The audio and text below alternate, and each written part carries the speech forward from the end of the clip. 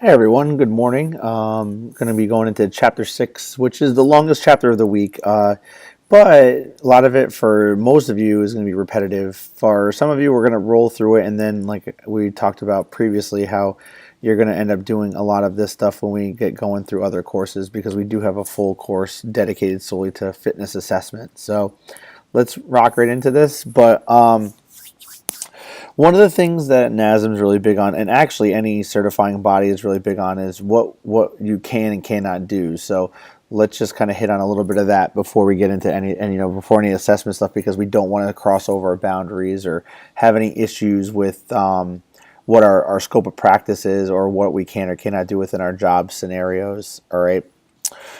First and foremost is diagnosed medical conditions. Obviously, that's going to be up to depend upon what the need is. Physicians or so doctors, basically, physical therapists, which in this day and age you have to have a DPT now, and then registered dietitians is another example, and that's really big for nutrition-based information. You can't prescribe treatment, so it's like it says here, refer clients to a qualified medical practitioner for medical exercise prescription, depending upon what you're going to be doing. Now, that's a fine line. Just be aware of that, because treatment's a really tough word to kind of work around. And really, what ends up happening is if you're using exercise as a prescription, well, you're talking about more high risk people anyway. So just be aware that you might need to kind of supplement that. Cannot do anything diet-based. Okay, well, this is where it gets tricky. You can't prescribe diets or recommend specific supplements unless you're qualified, meaning that we're talking, prescribed diets. You cannot give a diet plan as a trainer, as a coach, things like that. People try to do it all the time, but what it can do is it can bite them in the you-know-what, because there really comes a time where a diet is obviously for a dietitian, a training program is not for a dietitian, it's for a trainer or a coach. Okay, so you have to be very aware of that and make sure that you understand that it's a very fine line. Do we take nutrition courses? Do we understand about food, things like that? Of course we do. But the simple fact is that by putting a diet plan together, you're basically crossing over paths into another scope of practice, and that's not what we do, and that's not what we're allowed to do. You can't provide treatment for any kind of injury or disease. They did say something about first aid in there, but that's obvious, because you have to be qualified in CPR first aid anyway. But we're talking about things that like injuries. You can't say, oh, well, you have a broken tibia. You can't, because that's that's diagnosing, but you can't treat a broken tibia, unless it's for first aid purposes. You can't provide rehab. Again, very close. I mean, do we know about manual massage or things like that? Well, you will going through the program, but it doesn't mean that you can provide that rehab technique. Are there some chiropractic things that you may learn along the way? Sure, but again, you're putting yourself in jeopardy of crossing paths and putting yourself into a liability standpoint. And then lastly, providing counseling services for clients, and act as a coach for clients. One of the things you're not going to do is you're not going to say, oh, well, you're diagnosed with bipolar disorder. That's not what we're doing. What we're doing is we're trying to just give the best guidance we can and try to make them feel as good as possible, depending upon what situation or setting they're in. All right. So what do we, that kind of is the guidelines there, because when you assess, those things can come up. So here's your assessment components. What are we looking for? We're looking for subjective and objective information. Now, subjective information is basically the information that you're getting from the patient, client, athlete, such as, like it says here, general and medical histories. And then what you're going to do for objective data is truly get some sort of numbers or some very definitive responses by the body, depending upon what you're trying to do. Okay, so not everything is going to be in a number form, but if it's objective, it means that it is seen and it's not just an opinion based, or it's not just given by a person. Okay, so again, kind of the subjective information, breaking it down a little bit more, because it says gathered from the prospective client For feedback regarding things like their history, their personal history. Now, it says occupation. That's going to be crucial for things like lower back problems, or maybe there's some imbalances that occur because of how they're positioned at work. You want to know more about their lifestyle, and then obviously the medical background. That could be anything from medications to wow, I can't think right now. Any past injuries, any illnesses, any surgeries, things like that. All that comes back and comes out with your medical background information. All right. And one of the easiest things that you can do is take a look at the PAR-Q, which is a 7-question unit. And it basically gives you kind of information about, is that person truly ready for exercise? Okay, and if they answer yes to any of the any of those 7 questions, then basically you are putting yourself into a situation where that person may need to get sent off to a doctor just to get cleared. Now, if you're wondering what the 7 questions are, if you look on page 111 of the book, you're going to see that that's where the in the fitness assessment chapter 6, 111. That's where the PAR-Q is actually located. Okay. Some of the other things that we talk about with general history, like we said, it was occupation, extended periods of sitting. That comes with occupation. That comes with lifestyle. Is there repetitive movements? If you're going to work with someone who works on the back of a garbage truck, they're doing the same thing over and over and over and over again. If you're working with a carpenter, they're doing the same thing over and over and over again. If you're doing landscaping, it's very similar over and over. So repetitive actions like that. So those are things that are going to come up. Funny story, they actually say dress shoes in the book as well. I mean, really, that puts a hard damper on your anatomy, and it puts a damper on the posture, and it can really start to cause you to hurt. Okay, so those are just some of the things that you go into between, like it says, your occupation, your lifestyle, and your medical background. Okay, in terms of your general history, like we just talked about, there's your occupation. We said something about dress shoes. There's your lifestyle. What do you do for recreation? What do you do for hobby?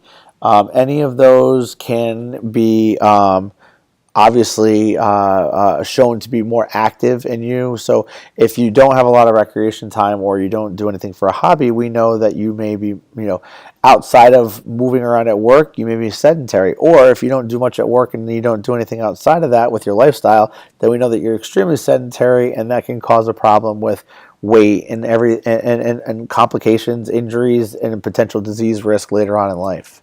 Okay.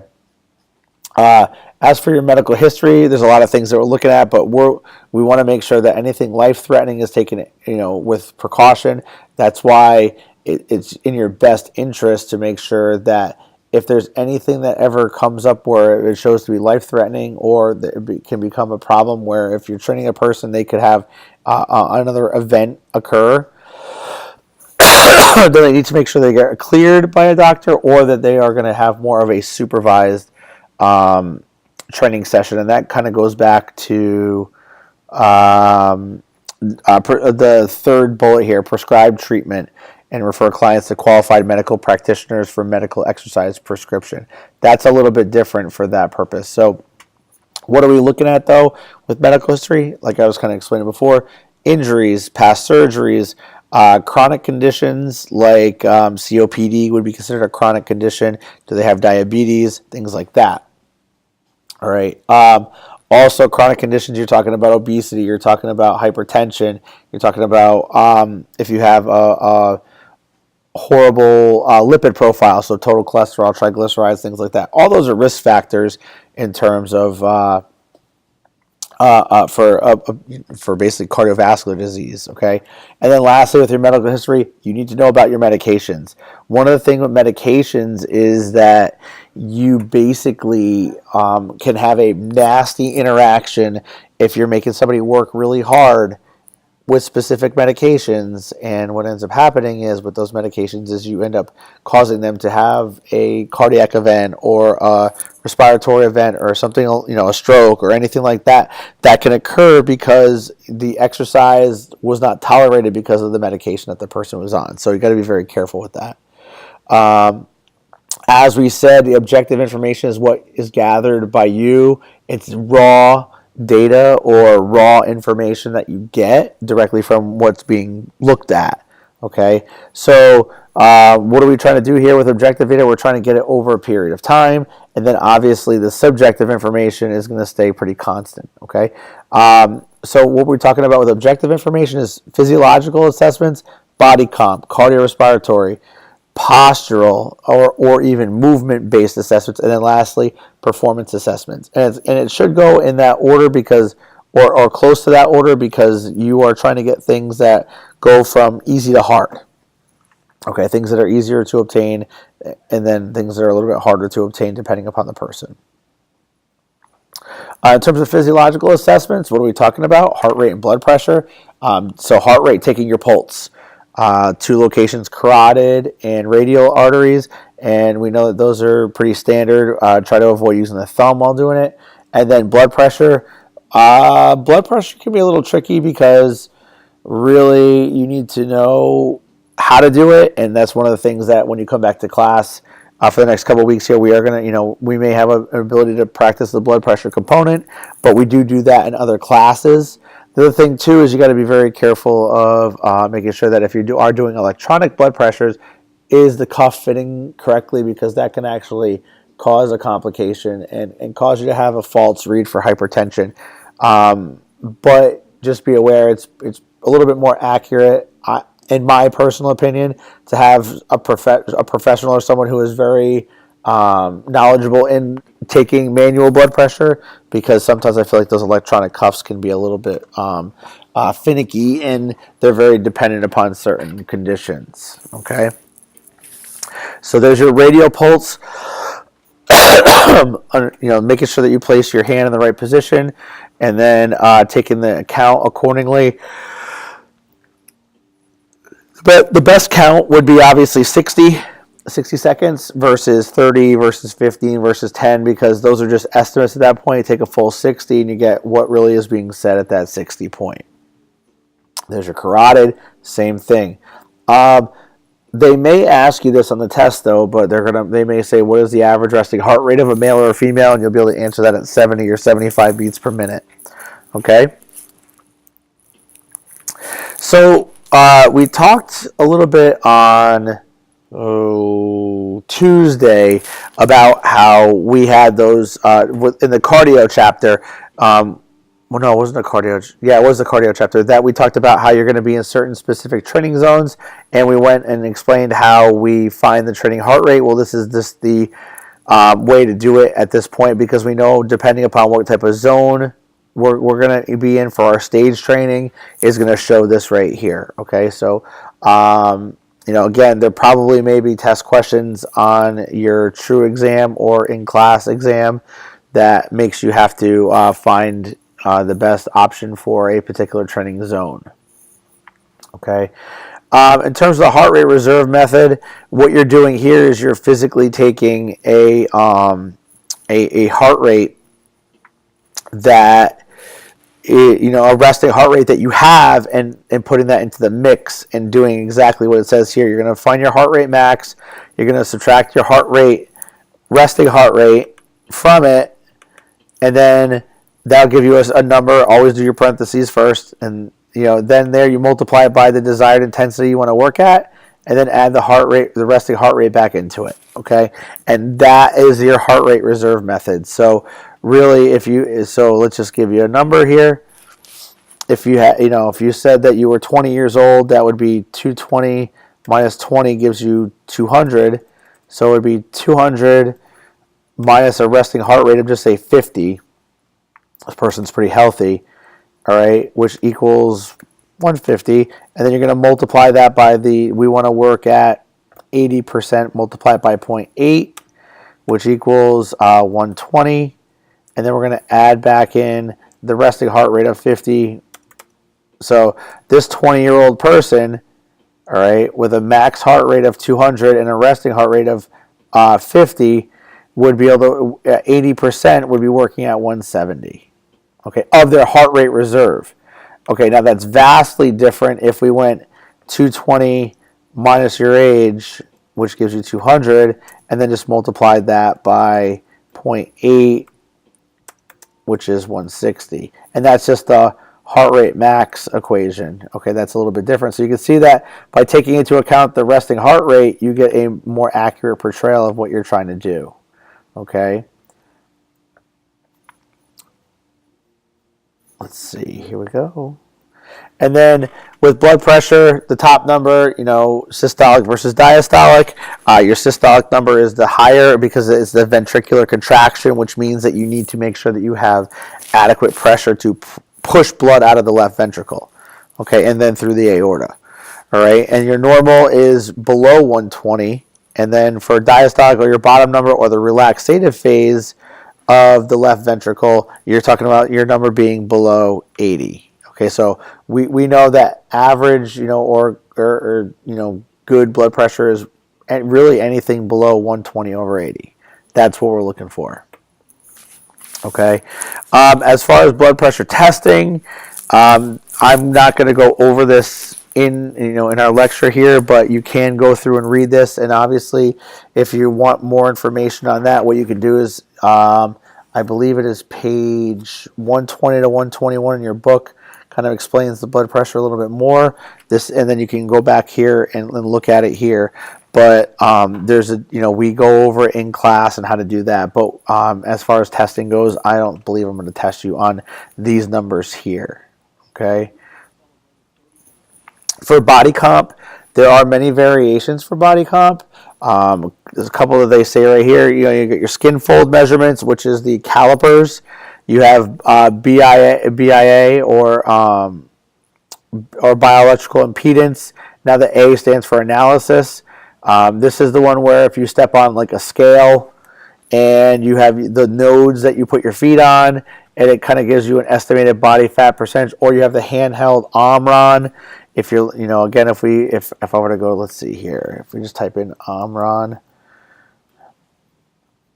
And let's see if we can just find some images here. There's a couple on the right side there, but there we go. See how you have this is the handheld device here. Taking 20 years for this internet to work, but eventually at some point here it will. There's your handheld. Put your hands around here, but before you do that, you plug in all the information that revolves around that person, so their height, their weight, their age, and then you can adjust for up or down for their sex, male or female. And then what you then do is you have them hold on to it. You hit start, bang, they hold it out in front of them with their shoulders about 90 degrees, and they wait for them to give this output right here. And what it'll do is it'll give your body fat percentage and what your BMI is based on that. And then it will tell you kind of where you're at in terms of, your BMI level. So that is pretty cool.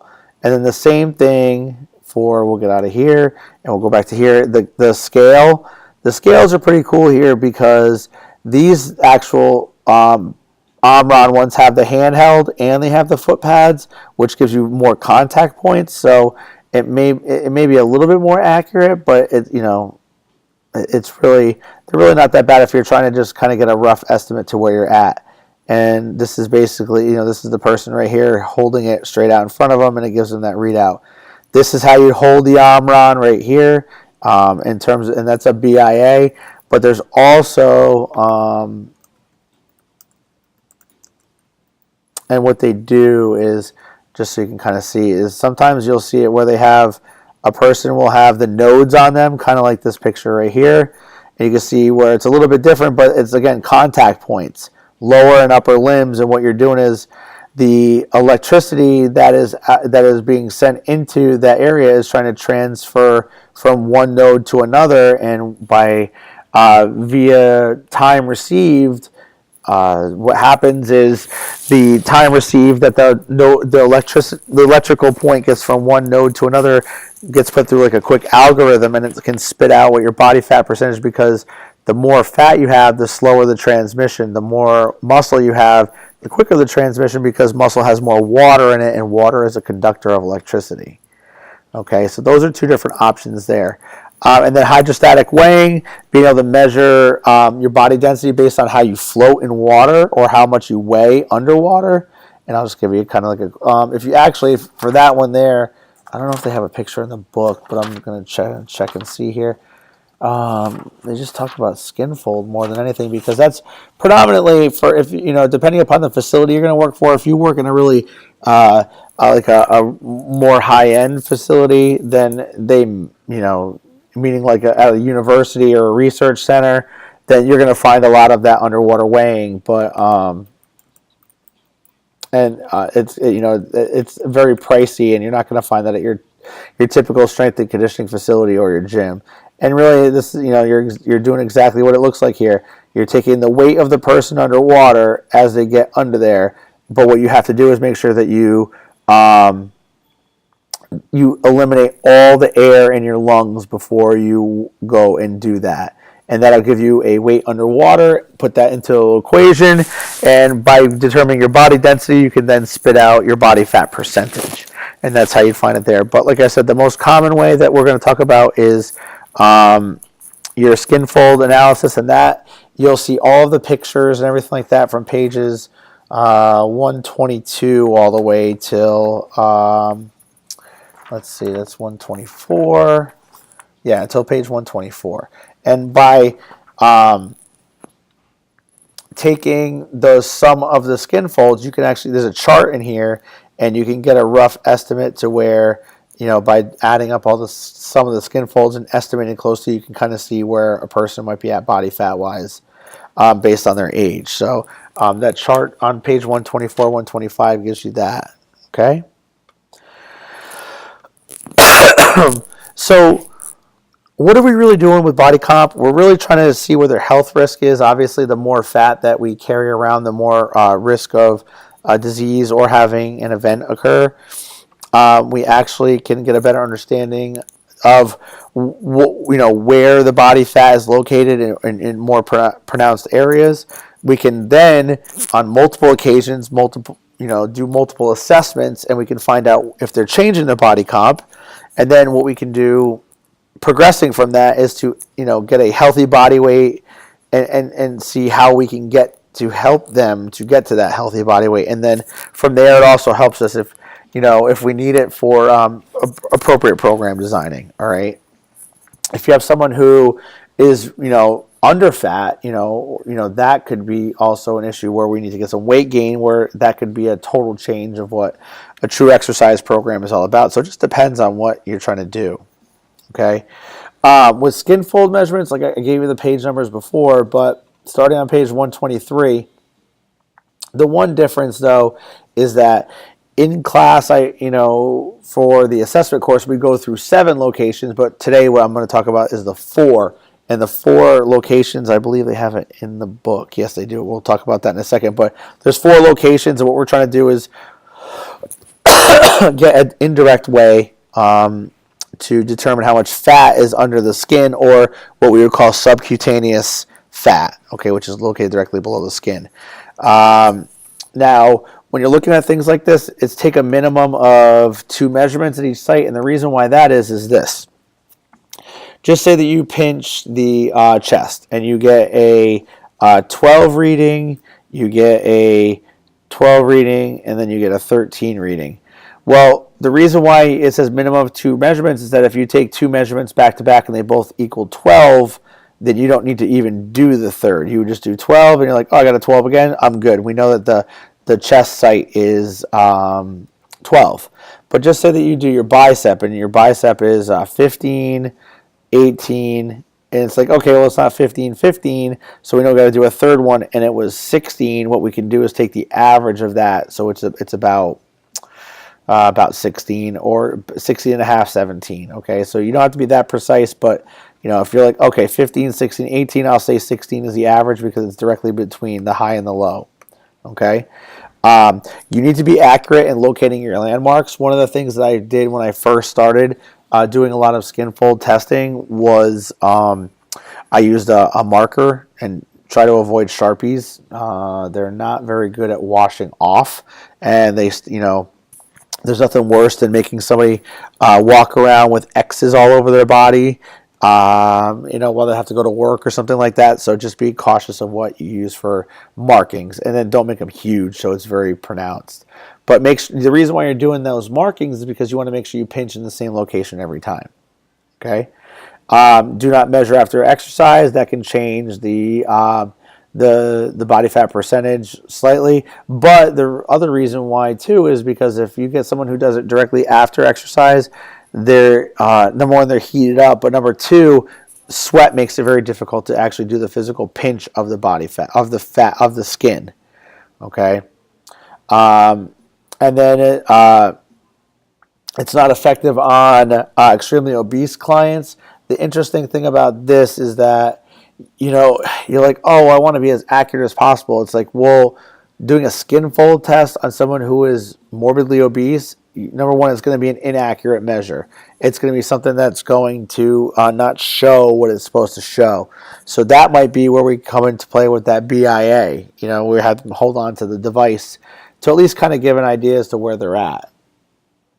Okay, so that's another way that we can make it work for somebody who might be of a different shape. All right, so like I said before, you're going to do a 4-site, and there's your 4 sites: biceps, triceps, subscapular, and the iliac crest regions of the body. And then each picture thereafter is going to show you. Your bicep is going to be a vertical fold. These are things that you're going to have to remember. Okay, taken usually right directly in between the humeral head and the crease of the elbow. Okay, and that's normal. And then what is vertical? So what we mean by vertical is that the pinch or the skin move is up and down. Okay, that's one location.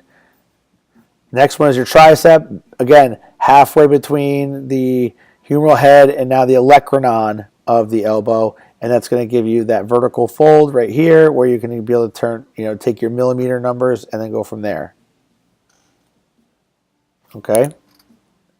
From there, go into your subscapularis. This one here is a little bit different. What I like to do is, and if you can, I'll show you with the mouse. See this person's hand. What I do is I take my thumb and I run it right along the medial, and then try to get down to the inferior portion of the scapula. And when you get to that lowest point of the scapula, you're going to be able to take your hand, your fingers, and pinch right below where the bony structure of the scapula is. Okay, and it's going to be diagonal on a 45 degree. Now, this is, it doesn't have to be exactly 45 degrees, but you're putting it in a diagonal fashion. And then lastly, same diagonal, but again, your iliac crest. What you're going to do here is you can actually take your thumb and press it onto the iliac crest, or the highest point of the ilium, and press and see where it is. And then again, diagonal fold right above that point, and then it's going to be like approximately a 45 degree angle.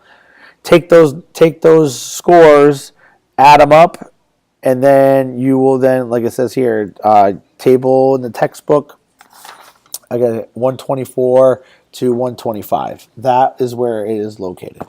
Okay, and that's going to be where you'll find the information for that, so you can do a quick guide on that. There are other websites you can go to, and it can give you a little bit more of an accuracy, but because this only goes in the 124 and 125 pages, only go in five millimeter increments. So if you want to be a little bit more accurate, you can always go onto the interwebs and determine body comp that way as well.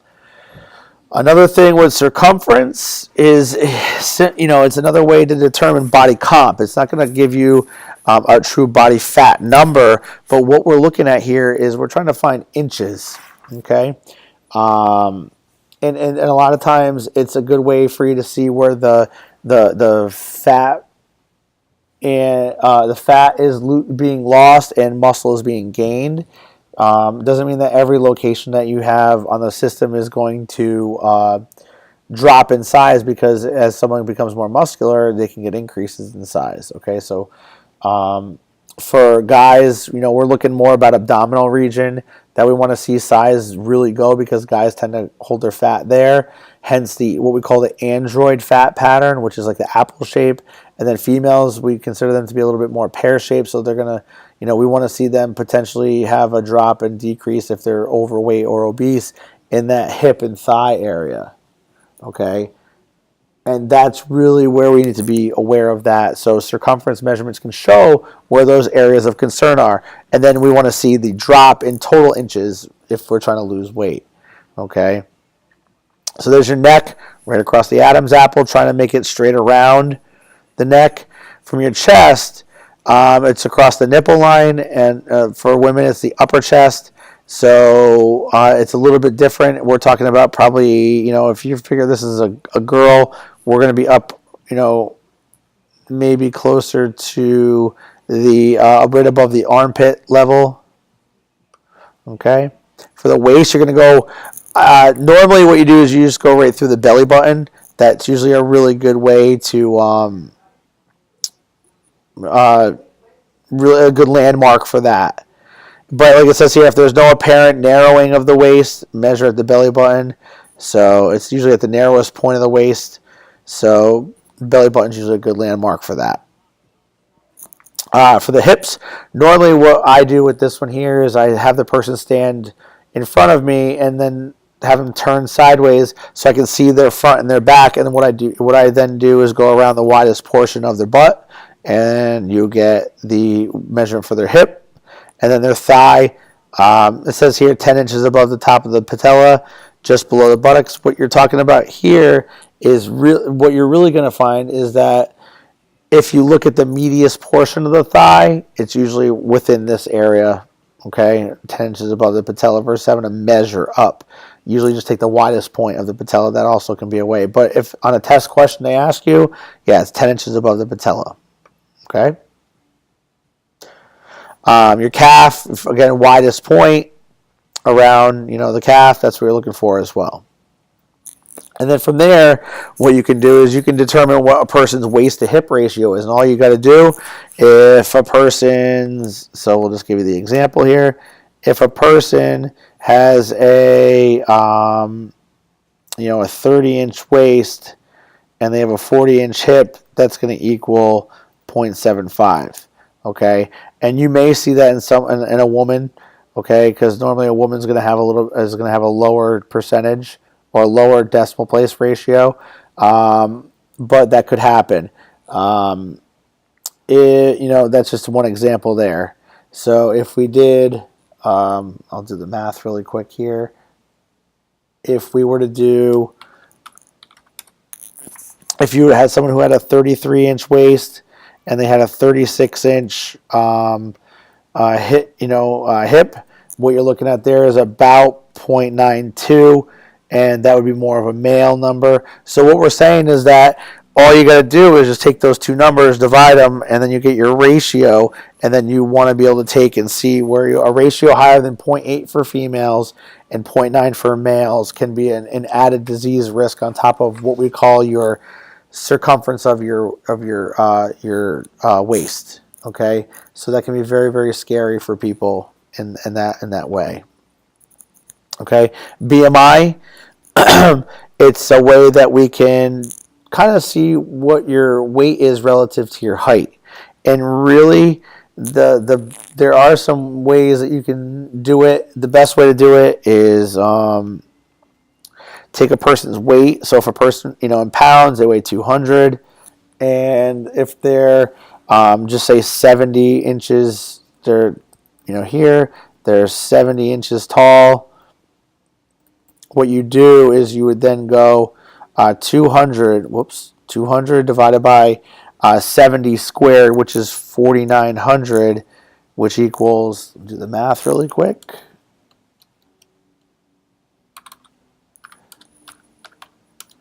And really, that's interesting.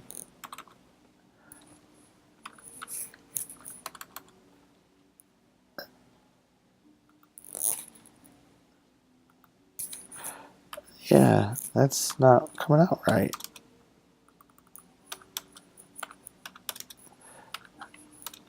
Yeah, so what this equals is 0.0408, and then you'd multiply this number by 703, all right, and you get about, which equals about 28.69. About, okay, and that's a good way that you could find it out. So a person who weighs 200, who is 70 inches tall, which is really 5'10", they have a BMI of 28.69. That's actually considered to be overweight. Okay, it's considered overweight. And how do you know that? Go to page 129 in the table there, and it'll show you where you are. So 25 to 29.99 is actually considered overweight. Below 25, in between 18 and a half is really considered normal or acceptable, I think is what the book even says.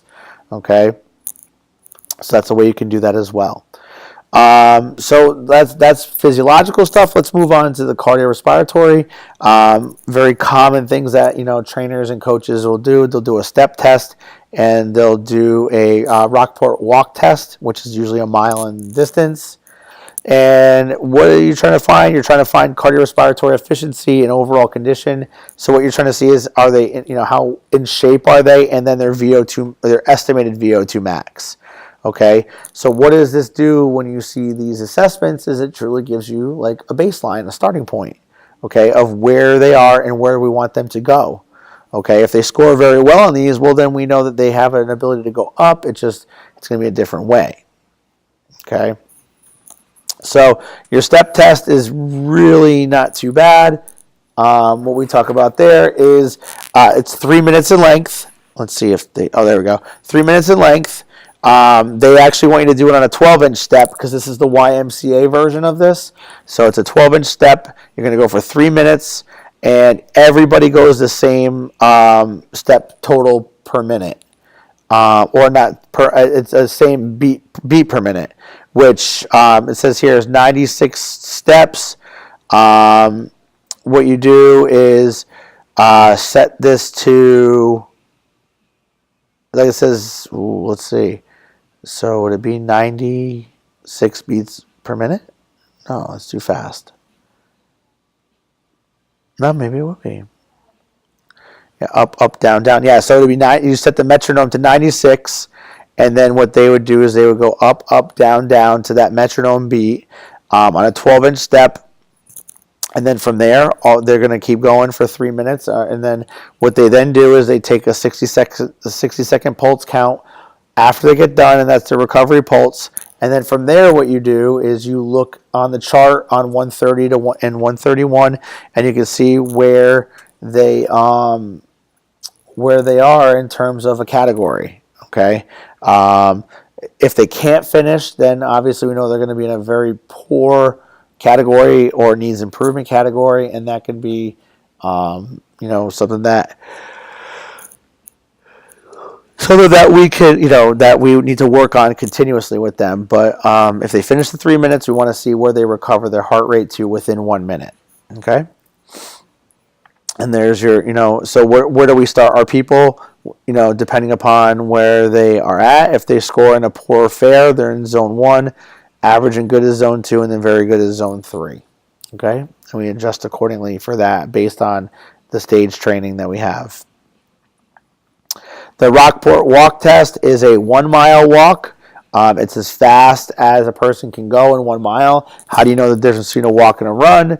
Is that at any point during a walk, there's always 1 foot on the ground. When you are jogging or running, we know that there is a point in time where you are floating, where there may not be a foot in contact with the ground. Okay, so again, you got to make sure that at least 1 foot is always maintaining contact with the ground as you're walking. All right, it's as fast as you can go.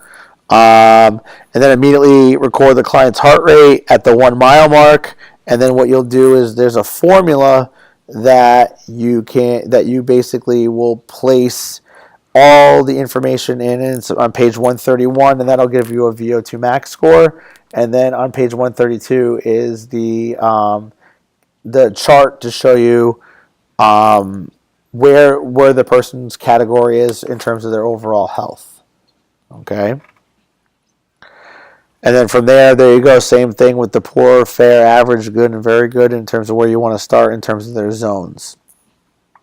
Okay, so with the cardio, what we're looking, we're looking for baseline. So with posture and movement, same thing. We're trying to find a baseline. We're trying to see where the person's body stacks up, and the alignment and the function of the the human movement system, the HMS. Okay, at that point there, we're looking for proper, like it says here, neuromuscular functioning and optimal movement. Okay, so what we're looking for with posture, though, too, is we're looking for proper, like it says here, length-tension relationships, and that will lead to efficient and effective force coupling and joint motion, which is also called neuromuscular efficiency. Okay, so what we're saying here is that we're having the right motions with the muscle, and then we're gaining the right motions with muscle movement, and then we're able to use the nervous system accurately and be able to recruit the right muscles in the right patterns, okay, and in the right planes of motion. Okay, this is where we really want to see. This is a good landmark. This means that there's no distortion. Usually the plumb line wants to go through the ear, slightly to the anterior part of the shoulder, basically through the hip, maybe a little bit more anterior to the to the knee, to the patella, not directly straight to the center. But we want the ears basically to line with the ankles, and then we want to see if there's any distortions in between. And if not, like this gentleman, he's in pretty good shape here, and so therefore we don't see too many imbalances with him. But it doesn't mean that there aren't. It just means that this is one that, is potentially there. All right. There's your muscle imbalance. This is when we referred to length-tension relationships. All right. Oops, it's a little bit too much. Length-tension. When we look at length and tension, okay, so if we have an imbalance, that means that there is a point in time where we have an overactive or tight muscle versus an underactive or weak muscle, and we have to be able to take this line and basically turn it and make it straight up and down, so we have the appropriate length on the left side and the appropriate length on the right side. Because if we don't, then we're going to have bad movement patterns, which will then alter the joint, and then it could lead to injury later on. There's different postural distortions. Now, Dr. Boucher is actually teaching this in the corrective exercise portion of our program, but these are the different distortions or syndromes that are out there, and for us. So normally when you see this, usually you're like, oh, it's this is considered this is considered knock-kneed, but you're like, okay, well, it is, but there's more to it than the knees. All right. If you look, you'll see that the feet are, like I said, it's flattened or externally rotated. The knees are adducted, brought in, and they are internally rotated, meaning the actual patella wants to rotate inward. And then because of that, you end up with this pronation of the foot where you're not in full contact and the ankle is not allowing proper movement. Okay, so what we notice from this is that, like, oh, well, if this happens to us, we can look and see what is tight. What are the overactive muscles? Well, we see the gastrocnemius and the soleus, so we're in the peroneals. We're talking about the lower leg. Your adductors can be tight. Your IT band can be tight. Your hip flexors and your biceps femoris, the short head, can all be tight, which means that if that's the case, we need to find a way to stretch, lengthen, make more mobile, make more flexible those locations. At the same time, what we want to do is we are going to take those that are weak, as in the anterior and posterior tibialis, the vastus medialis, obliquus, the gluteus maximus and the medius, and then the hip external rotators, and we want to strengthen those. So that basically by strengthening them, we're going to pull everything into alignment. Take this and pull it over. Take this and pull it over, so our knees will now our knees will be more straight, and that'll cause the foot to land properly as well. Okay, that's pronation distortion. Lower cross syndrome. Now, this gentleman here, he was the person in this picture right here, but he's trying to put himself into a bad posture, so it may not look 100% accurate. But what are we seeing here? This is by the water jug tipping to the front, we call this an anterior pelvic tilt.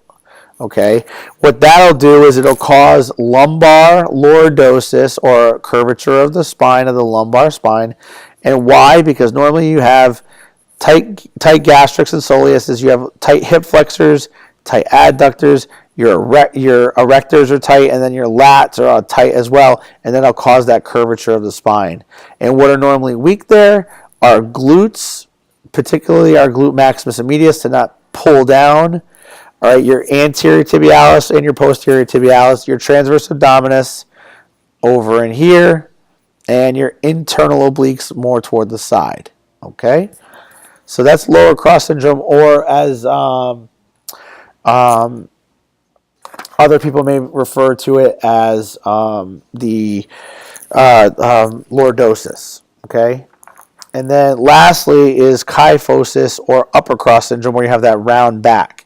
And normally with a round back, you have a forward head, or forward head and protracted shoulders. Okay, and this gets a little tricky because what are we talking about here in terms of tight, your lats, your pec major and minor, your upper traps, your scalenes, your teres major, subscapularis, levators, and the sternocleidomastoid. So basically, you're having an issue around the neck and really the upper portion of the upper body. Okay, and then the weak parts. So those tight ones have to be stretched, and the weak ones need to be strengthened. So what are we looking for here in terms of weak that we want to help is the serratus anterior, the rhomboids, the mid and lower traps, and the deep cervical flexors, and the infraspinatus, which is one of your rotator cuffs. Okay, those areas are of concern. They're very pronounced, and they're pretty easy to see. We have the Alinabod, which is the chart chart graph paper that you see on the wall in the lab. What you can do is stand somebody in front of that, and you can see based on the markings on those little boxes for the Alinabod how someone stacks up. So on Wednesday, we'll be able to take somebody and throw them in front of that, and you can see that there's these curvatures, or these, or maybe not, depending upon you. But what this is doing is it's showing the imbalance or the postural distortions. Okay, so from here, what we do is we move to the movement part of it, which is basically taking that posture and now putting it through a dynamic motion to then look at how you act on movement. So if you can see it in terms of posture, and you can see it in a static position or while they're standing, then there will be deviations of movement patterns when they go through a dynamic postural observation. Okay, some of the motions we're going to squatting, pushing, pulling, and balancing. Okay, so an overhead squat assessment. This is exact. You can look at all of the information here, but I mean, really, you're just having the person stand, hips forward, knees forward, ankles forward, hands straight up, okay, overhead if possible, and everything needs to be extended, all right? And then from there, what you're going to have them do is have them squat into a comfortable, controlled squat position, trying to maintain optimal alignment.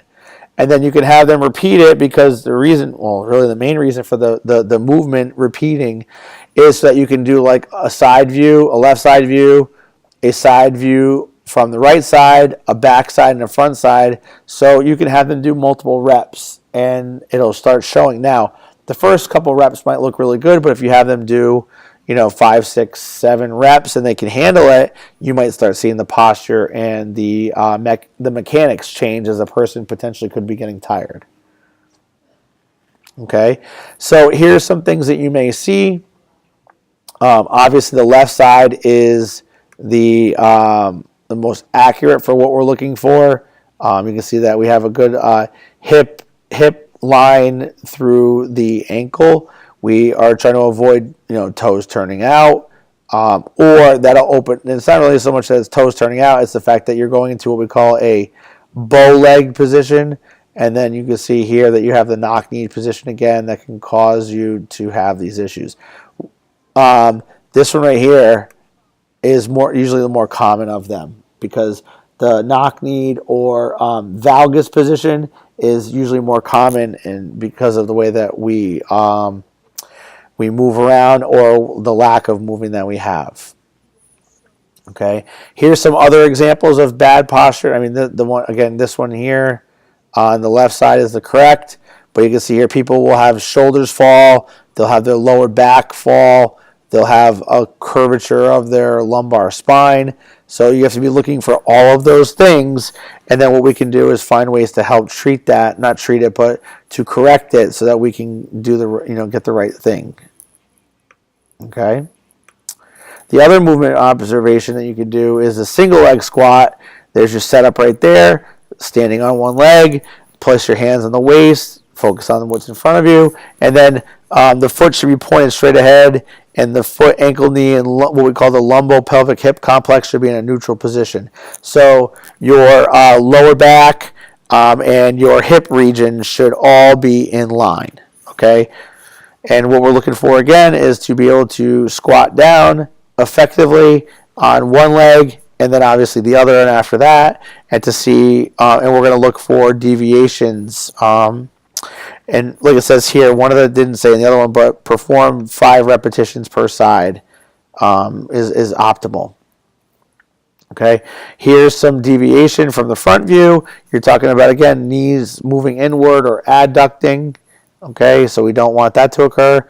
And then from they didn't do the side view. The side view, you're going to see the same thing, but it's kind of a little bit more difficult because usually when you're trying to keep yourself in an upright position, it can change, it'll change the leg more than anything, okay? So that's one way that, it can happen. The other is the pushing assessment, which is basically you're going to we have this machine in our lab. You get them to be in the proper position, as you can see there. You can have them perform up to 20 reps, okay? And what we're doing is we're looking for differences in lower back rounding, okay? Whoops. Lower back rounding. Is their head protruding forward when they do this? That can be something that happens. And then what they can do is as they're doing the push, they can actually elevate or bring the shoulders up, and it's a very pronounced motion in that manner. On the opposite end, you're talking about the pulling assessment with both arms. Again, up to 20 reps, staggered stance, just like the pushing. Again, lower back rounding, very, very common. You can get some shoulder elevation, and then you can get, some forward head protrusion as well. Okay, so those are things that you're looking for with those pushing and pulling assessments. Okay, and then the other thing is there are some performance tests that you can do. Dependent upon the person, it may not be necessary for them. If you really want to do it, you can. The strength assessments are ultimately up to you, depending upon what you feel as though is appropriate for your person. Okay, but these are performance tests. They're actually going to be things that you're going to be doing that you need to perform at a high level for. The Davies test, and the example of the Davies test is on page 151. And sometimes it can be a way for you to see, let's see. Interesting. The Davies test, before you do the Davies test, one of the best things that you can do is to do a push-up assessment to see where a person is at regarding their shoulder abilities, because the Davies test is going to be a little bit tougher. What you'll do is you'll actually place 2 pieces of tape on the floor, the 36 inches or 3 feet apart, and what you're doing is you're having the person just alternate arms while trying to maintain optimal posture, by not rounding the back, not, butt up in the air, butt dropping, anything like that. And what you do is you go back and forth for 15 seconds trying to touch the other hand as quickly as possible, but then returning to it and then bringing the other arm over and hitting, alternating sides. Okay. And it's only for 15 seconds, so it's not very taxing. But what we're doing is we're trying to see how many reps you can get, per trial of 3. Okay. This is called the Shark skill test, and what you're doing is you're trying to assess the lower extremity or lower body agility. And basically what you're doing is you're trying to follow a pattern, by, every time you go. So basically, if you look at this picture here, I'll try to blow it up a little bit here. This person here is going to go, you have to jump forward to the box, jump back, diagonal back, to the person's right, back, diagonal right, back, directly back, and then you're going to rotate all around in a clockwise manner. And what you need to do is, score that person based on how well they do and how many, how quickly they're able to achieve it. And the problem is that there's deductions and everything like that if you you don't immediately get back to the square, or you go to the wrong square or something like that, and all those deductions occur, and it's all listed right here. Okay. You do it twice with each foot for 4 total trials. Okay. But what are you trying to do? You're trying to see if this, the nervous system pattern and the agility of this motion. Okay. Then lastly, for strength assessments, they have you do the bench press. And again, may not be suitable for all clients, especially those who may have had previous shoulder injuries. All right. But trying to get the highest amount of weight you can for 1 repetition following a specific weight increase guideline. And then the same thing for, increasing weight accordingly, and then decreasing the amount of reps that you need to. One of the things here, it says to rest for 2 minutes. Other textbooks are going to tell you that it's 3 to 5 minutes, especially if you go through other strength organizations. Okay. And then the squat assessment, the same thing, but again, may not be suitable for many clients. So what can you do? You can put them into a machine. You can put them into a chest press machine. You can put them into a leg press machine, and they can do all this stuff. But the same thing is going to occur here. You're going to increase the weight and then decrease the reps as you try to work up to a 1 repetition maximum. Okay. So those are your assessments. We're going to go, like I told you before, all students go through the assessment course, and we're going to hit on all these topics. So just be aware that is, we don't hit this too majorly, but just, enough where you can understand it until you get to the assessment class. All right. So that's chapter 6. Chapter 7 is already done. And then what we'll do is we'll pay attention to the flexibility and the core stuff for chapters 8 and 9. All right. Have a great day.